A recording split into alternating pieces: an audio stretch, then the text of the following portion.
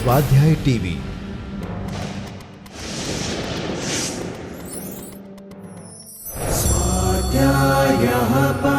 Doctor Baba Saheb Ambedkar open university.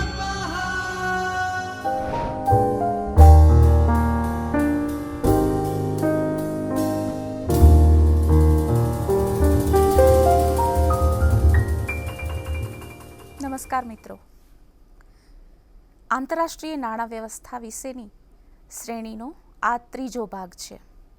આ પહેલાં આપણે આંતરરાષ્ટ્રીય નાણાં ભંડોળ અને ભારત વિશે જાણ્યું હતું. આજે આપણે જોવાના છીએ વિશ્વ બેંક ગ્રુપ અને ભારત વિશે. The world Bank group and India. સામાન્ય રીતે આપણે જ્યારે વિશ્વ બેંક વિશે વાત કરીએ છીએ ત્યારે આપણે એ સંસ્થાની ઓળખ એ રીતે કરીએ છીએ કે વિશ્વ bank is IBRD, international bank for reconstruction and development. જો કે આ વાત માત્ર 20% સાચી ગણી શકાય, કારણ કે વિશ્વ બેંક એ 5 સંસ્થાઓનો સમૂહ છે. આ સંસ્થાઓનું કાર્ય, તેનો ભારત સાથેનો સંબંધ એ વિશે આજે આપણે જોવાના છીએ. મિત્રો, વિકાસ એટલે શું અને વિકાસ માટે શું જરૂરી છે? આંતરરાષ્ટ્રીય નાણાં વ્યવસ્થા વિશે જ્યારે આપણે બહુ શરૂઆતમાં જોયું હતું કે વિશ્વયુદ્ધો દરમિયાન અને વિશ્વયુદ્ધો પછી અર્થવ્યવસ્થા ઘણી જ પડી ભાંગી. અર્થવ્યવસ્થા મૂળભૂત રીતે એનું લક્ષ્યાંક માત્ર નાણું અને ભૌતિક સમૃદ્ધિ નથી. માનવ વિકાસ, સમાન વિકાસ, સહભાગીદારીનો વિકાસ, આ બધું શક્ય બને ત્યારે જ વિકાસ થઈ શકે છે. પ્રાથમિક દ્રષ્ટિએ જોઈએ તો આંતરરાષ્ટ્રીય નાણાં વ્યવસ્થા વિશે જ્યારે આપણે જોઈએ છીએ ત્યારે IMF હોય કે વર્લ્ડ બેંક હોય કે વિશ્વ વ્યાપાર સંગઠન આપણને માત્ર વ્યાપાર અને નાણાં વિશેની શુષ્ક સંસ્થા લાગે, પણ આ સંસ્થાઓ પણ એની જે કામગીરી કરે છે તેમાં માનવ વિકાસ, પર્યાવરણની સુરક્ષા, એ બધી બાબતોને પ્રાથમિકતા આપે છે. કારણ કે વિકાસ એટલે માત્ર નાણાંનો જથ્થો વધતો જવું એવું નહીં. વિકાસ એટલે માનવનો વિકાસ થવો, પર્યાવરણની જાળવણી થવી. પર્યાવરણની જાળવણી એટલા માટે થવી જોઈએ કે એનાથી આપણને વિકાસ માટેના સાધનો મળે છે, આર્થિક પ્રવૃત્તિ માટેના સાધનો મળે છે.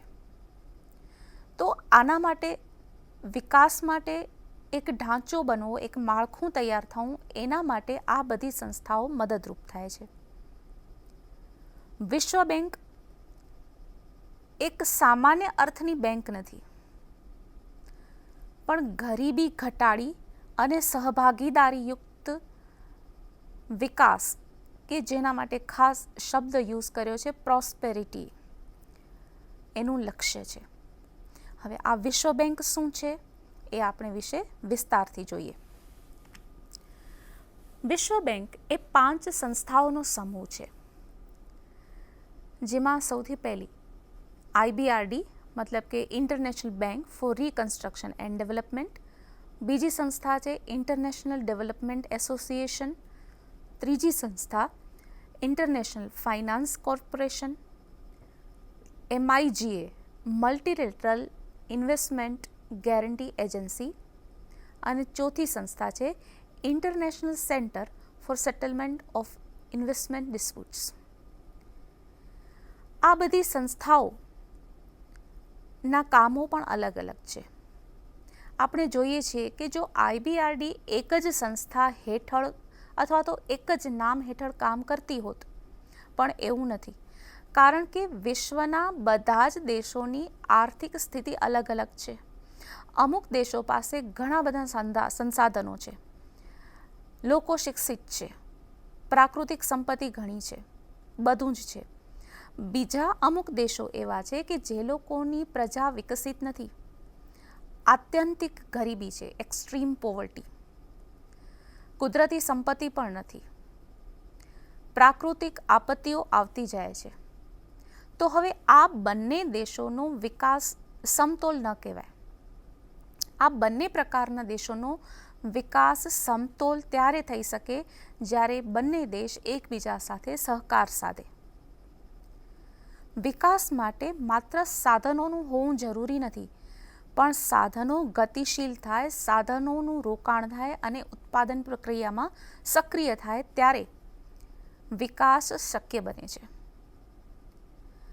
જે દેશો પાસે સાધનોની વિપુલતા છે એ પોતે માત્ર સાધન હોવાથી જ એનો વિકાસ ટકી શકે નહીં. જ્યારે એના સાધનો ગતિશીલ થાય ત્યારે અન્ય દેશની પ્રજા શિક્ષિત થાય અને વિકાસમાં ભાગીદારી આપવા લાયક થાય ત્યારે સમસ્ત વિશ્વનો વિકાસ શક્ય બને છે. આમ સહભાગીદારી અને બધા જ અર્થતંત્રોનો વિકાસ એ વિકાસની અને અર્થતંત્રની સસ્ટેનેબિલિટી માટે શક્ય છે, જરૂરી છે.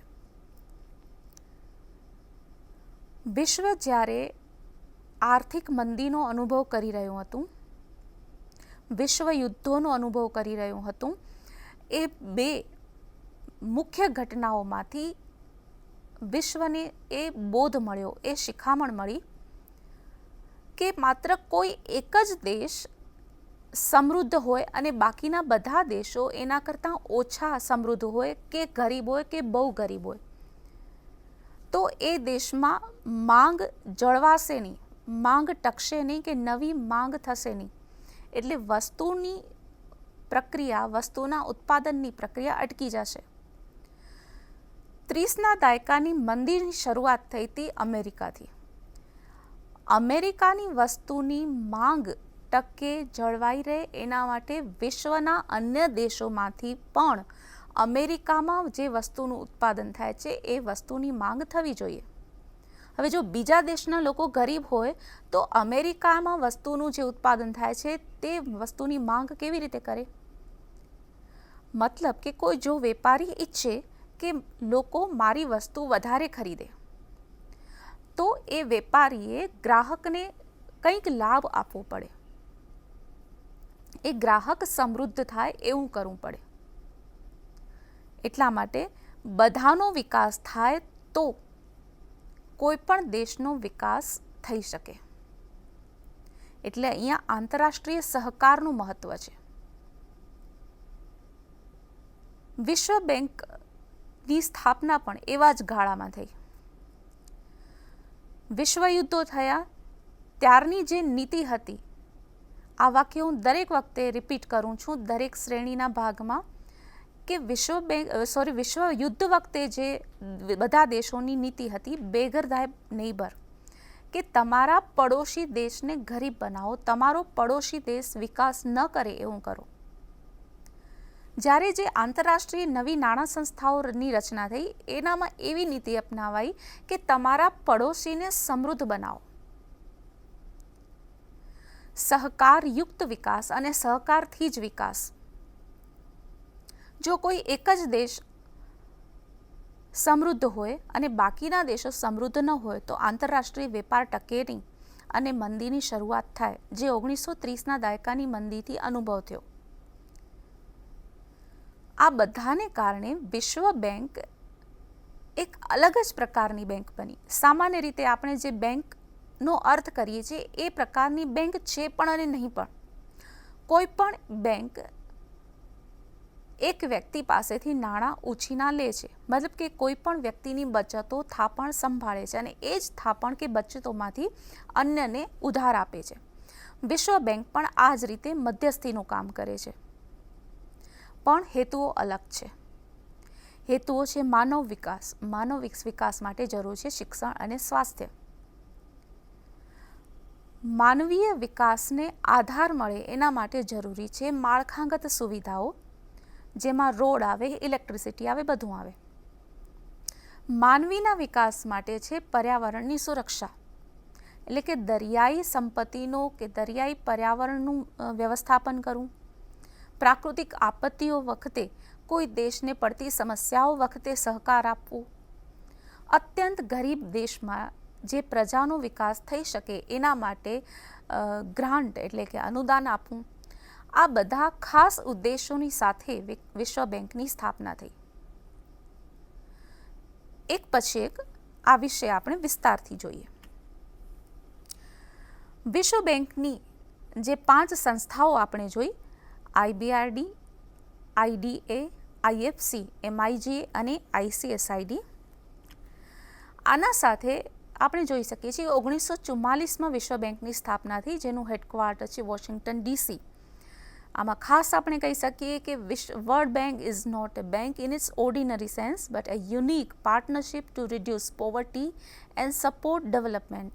It provides vital source of financial and technical assistance.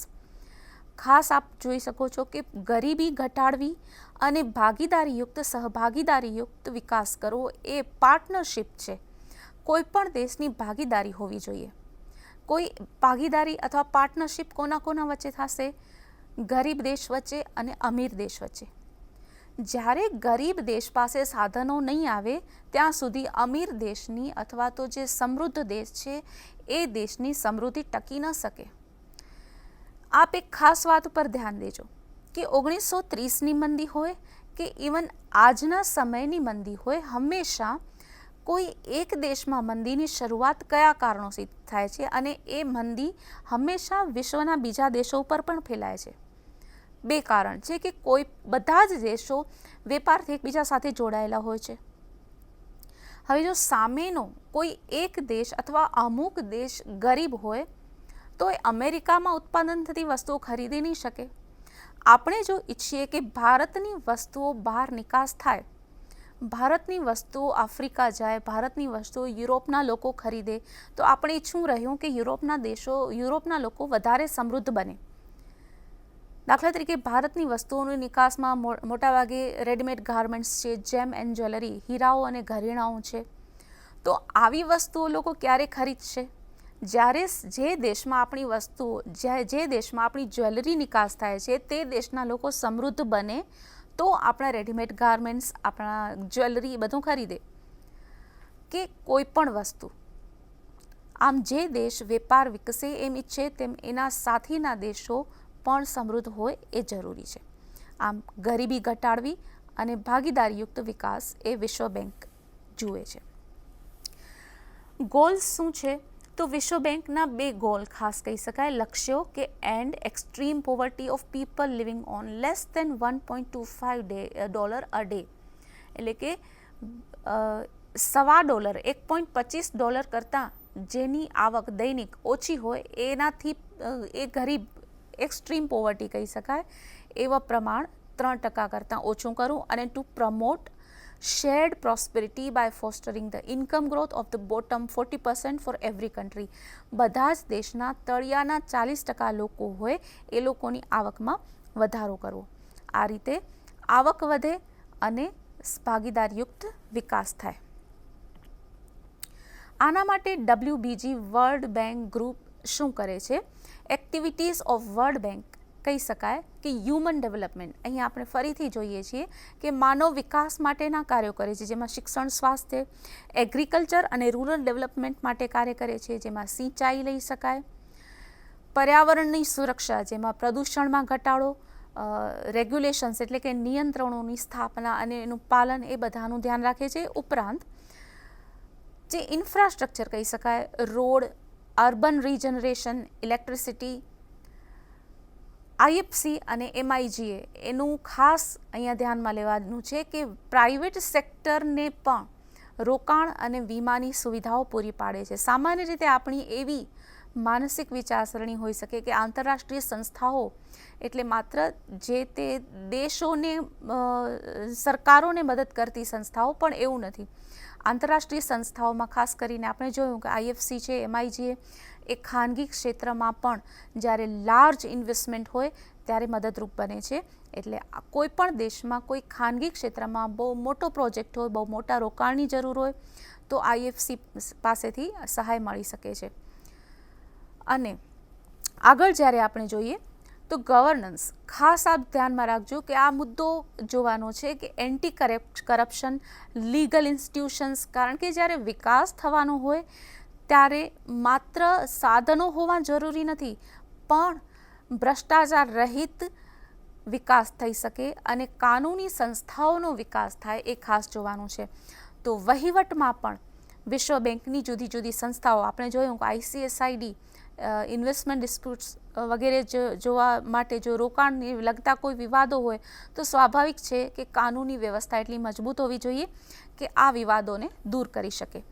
તે પછી જે જોવાનું છે એ હવે આપણે IBRD and IDA provide loans to preferential rates to member countries and grants to poor countries.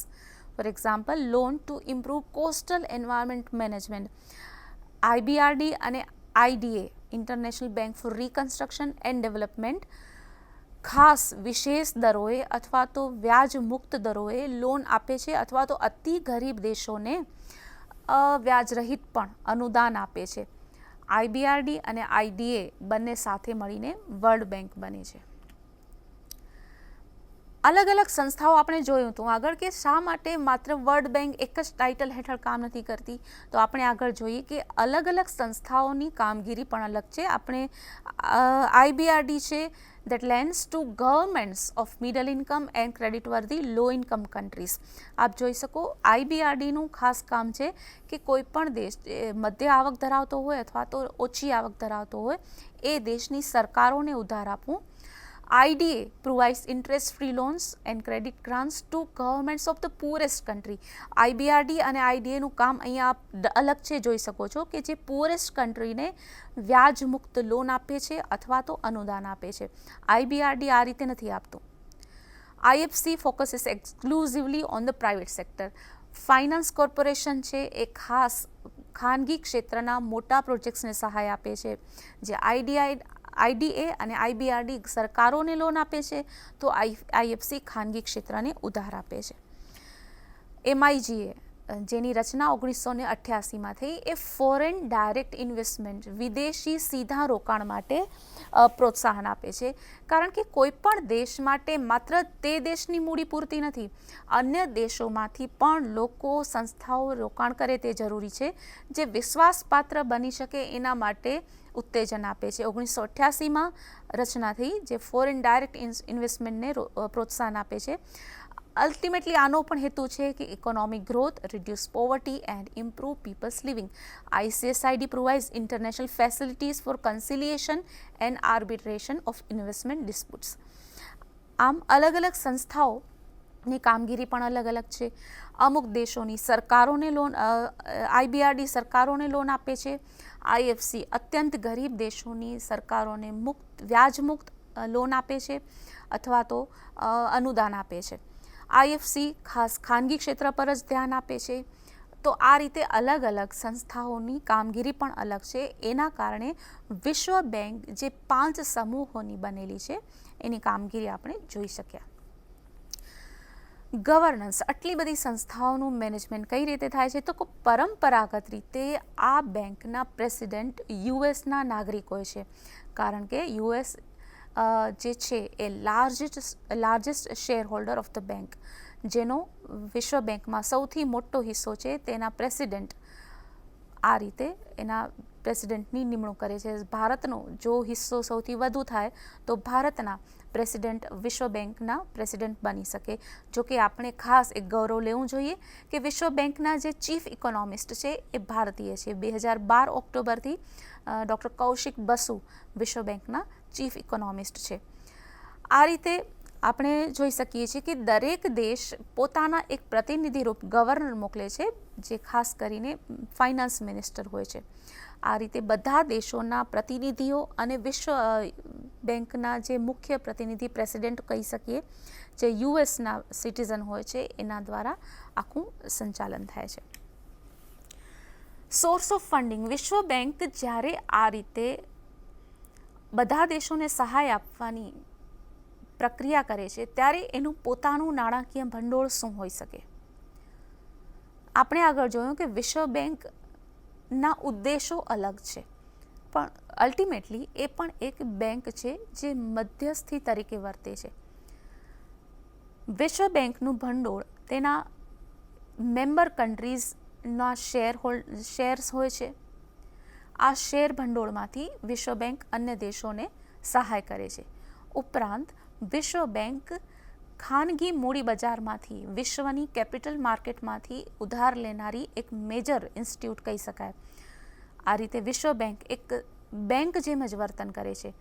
અન્ય એક ખાસ એનો સ્ત્રોત આવે છે કે વિશ્વ બેંકનું ભંડોળ ડોનર કન્ટ્રીઝ પણ કહી શકાય, જેના દાતા રાષ્ટ્રો હોય. તો આ રીતે વિશ્વ બેંકનું ભંડોળ બને છે. આપણે અહીંયા જોઈએ,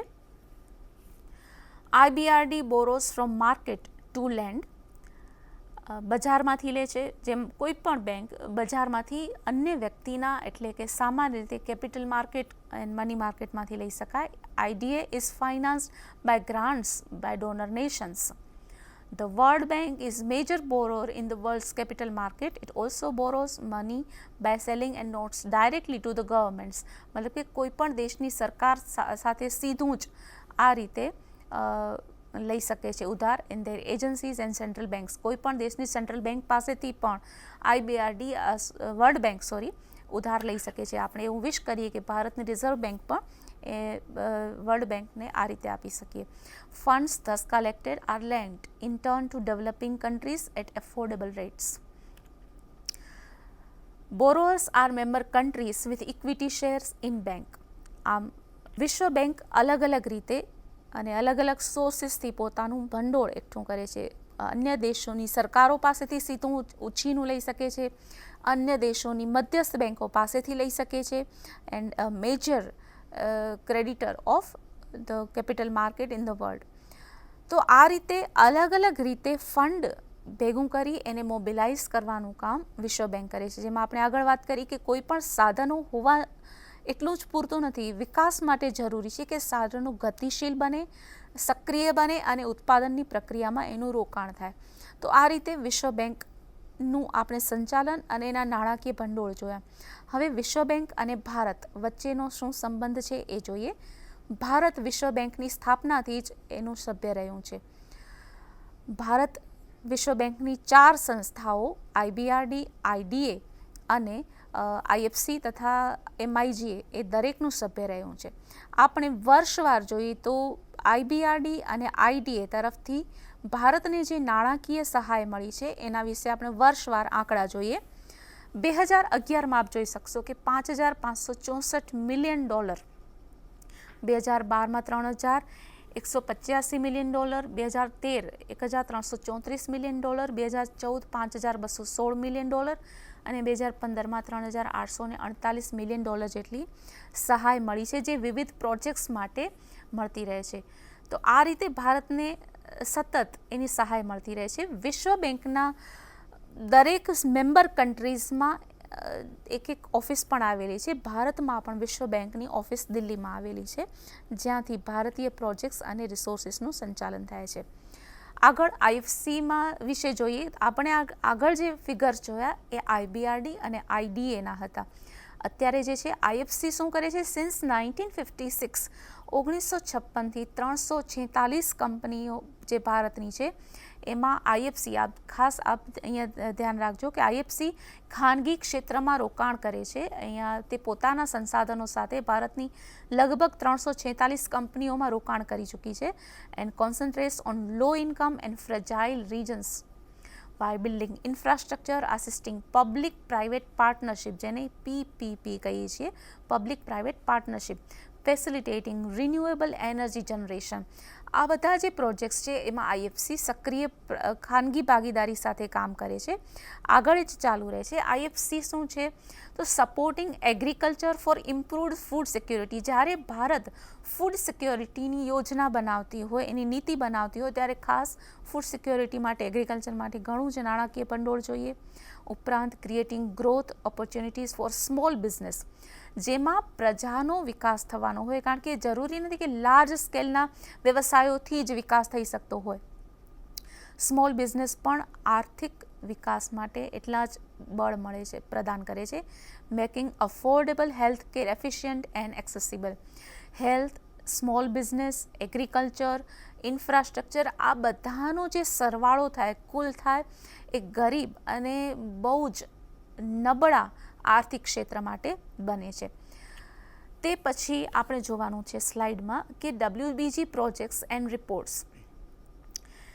આપણે ભારતના જુદા જુદા પ્રોજેક્ટ્સ સાથે પરિચિત હોઈએ છીએ. દાખલા તરીકે education for all, vocational training, આ બધા માટે વિશ્વ બેંક સહાય આપે છે. કઈ રીતે? India's education for all programme enrol 20 million out of school children. જે લોકો સ્કૂલ છોડીને જતા રહ્યા હોય એવા વિદ્યાર્થીઓ ફરીથી એનરોલ કરવામાં આવ્યા, specially girls and children from socially disadvantage families.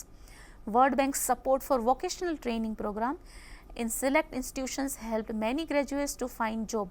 જેમાં સંખ્યા જુઓ આપ કેટલી વધી ગઈ છે. 32% 2006માં હતી, તે વધીને 60% લોકો, જે લોકો શિક્ષિત ગ્રેજ્યુએટ હતા, તે લોકોને વ્યવસાય શોધવામાં મદદરૂપ થઈ છે.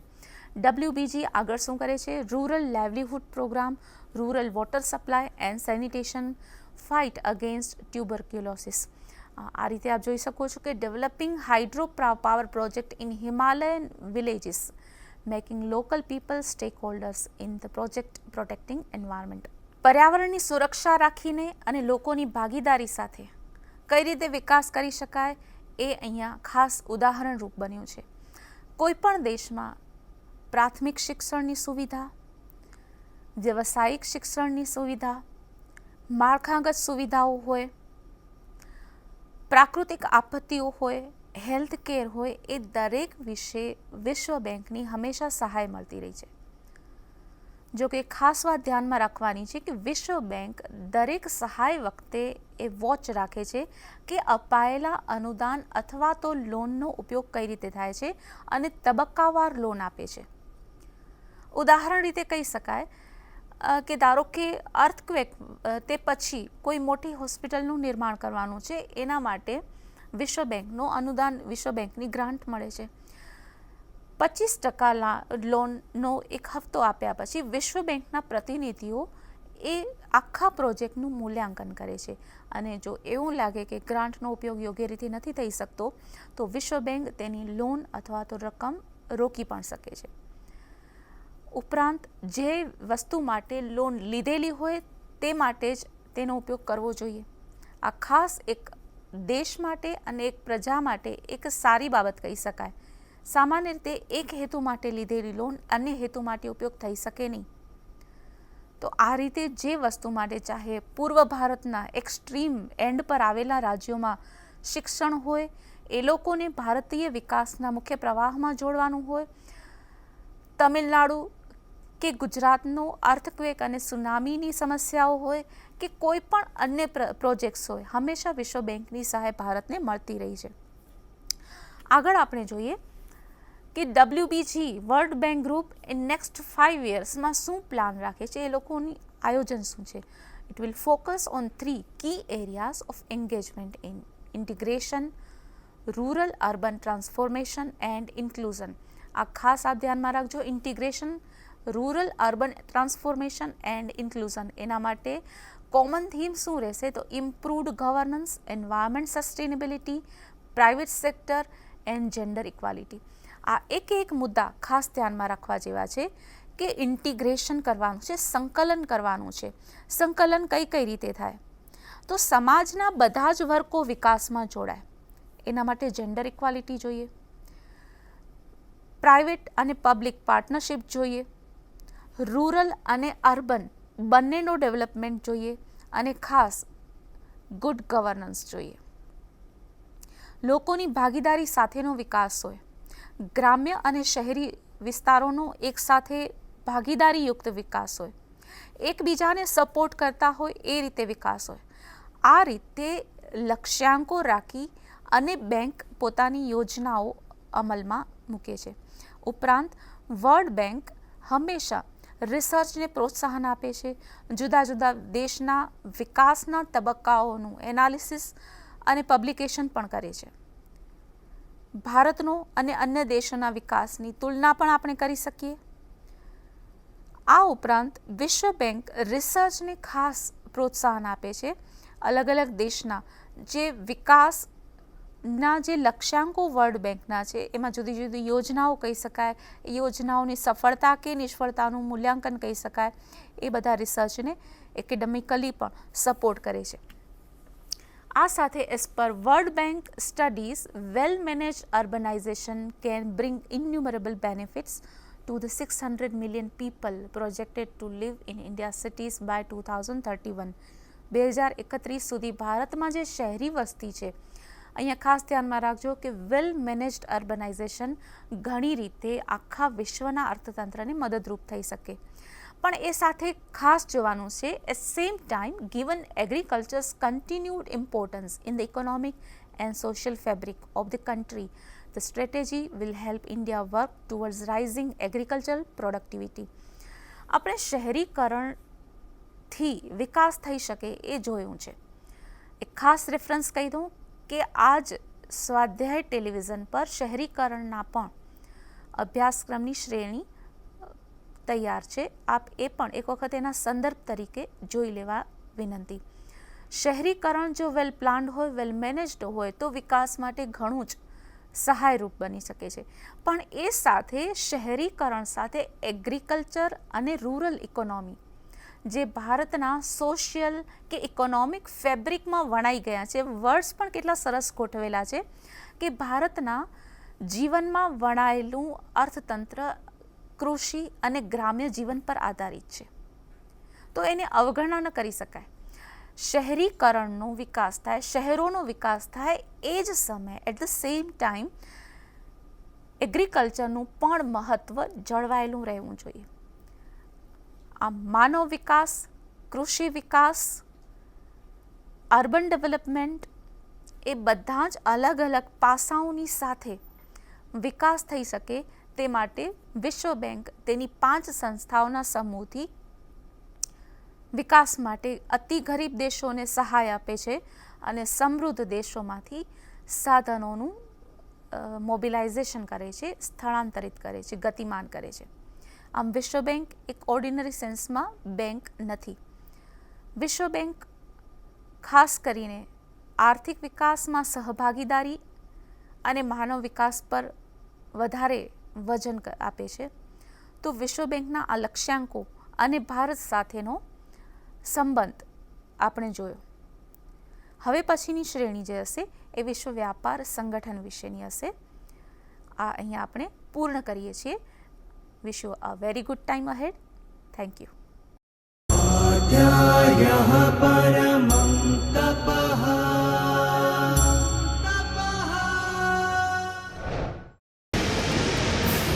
સ્વાધ્યાય ટીવી